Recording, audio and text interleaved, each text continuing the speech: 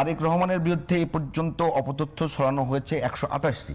জামায়াতে ইসলাম নিজেকে খুব নৈতিক দল হিসেবে দাবি করে। অপতথ্য বলতে আপনি আমাকে ডিফাইন করেন যে কোন অপতথ্যকে আপনি যে 128টি অপতথ্যের কথা বলেছেন, সেই অপতথ্যগুলো কি? আমি কি ধরে ধরে বলবো? হ্যাঁ, ধরে ধরে আমাকে এক দুটি আপনি एग्जांपल দেন, তাহলে আমি আপনাকে ক্লারিফাই করতে সুবিধা হবে।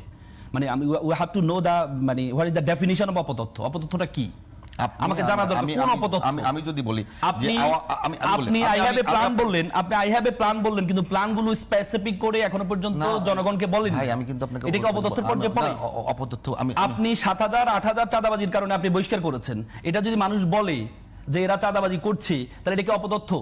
আপনার 13 জন এমপির 5887 কোটি টাকা ঋণ খেলাপি আছে, এটা যদি জনগণ বলে তাদের মধ্যে চোর বেশি, এটা কি অপতথ্য?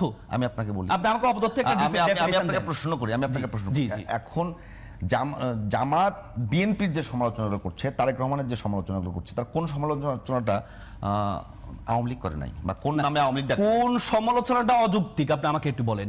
জামাতের সবচেয়ে বেশি সমালোচনা করছে চাঁদাবাজি নিয়ে, জামাত সবচেয়ে বেশি সমালোচনা করছে হচ্ছে টেন্ডারবাজি নিয়ে, জামাত সবচেয়ে বেশি করছে হচ্ছে এই যে মানুষকে আপনি দেখেন নিজস্ব সহিংসতায় জামাতের তো একজনকে মেরেছে, শেরপুরের একটা উপজেলা সেক্রেটারিকে মারছে, কিন্তু নিজের দলের প্রায় 87 জনকে তারা নিজেরা হত্যা করেছে। তো তাহলে এটাকে যদি আপনি যদি বলেন তারা সেম আওয়ামী লীগের ন্যারেটিভটাকে নিয়ে আসছে, আওয়ামী লীগ যেভাবে অধিক আপনি দেখেন বাংলাদেশে আমি বলি বিএনপিকে দুর্নীতিবাজ বলা হচ্ছে, এই ন্যারেটিভটা কার? আওয়ামী লীগের না জামাতের?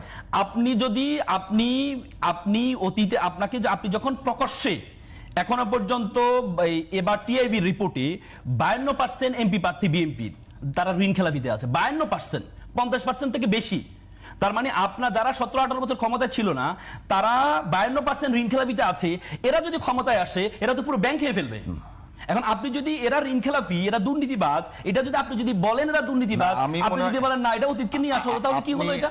আপনি যে কথা আপনি আমাকে বলেন, আপনি তো আমাকে একটা एग्जांपल দিবেন। জামাতের পক্ষ থেকে এই ক্যাম্পেইন চলতেছে, আমি জামাতের পক্ষ থেকে কেউ চোর, আপনি যদি তাকে চোর বলেন, এটা তাকে অপবাদ কেন হবে? মানে সেটা আমাকে ব্যাখ্যা বলেন, সেটা অপবাদ কেন হবে? আমি একটু বলি, আপনি বলবেন তো, প্রশ্ন করতে দিন। মানে আপনি বলছেন যে জামাতের পক্ষ থেকে যে ক্যাম্পেইনগুলো চলছে, আমি প্রশ্ন করলাম যে তারেক রহমান কেন্দ্রিক, আমি বললাম তারেক রহমান শফিকুর রহমান কেন্দ্রিক জামাতের পক্ষ থেকে যে নামগুলো দেয়া হয়েছে, সে প্রত্যেকটা নাম আওয়ামী লীগ থেকে ধার করা কিনা? না, আমি তো আপনাকে বললাম you have to give the one example যে তারেক রহমানকে এটা বলেছে, এটা সত্য না। আপনার কাছে কি মনে হয়? আপনি আমাকে একটা বলেন।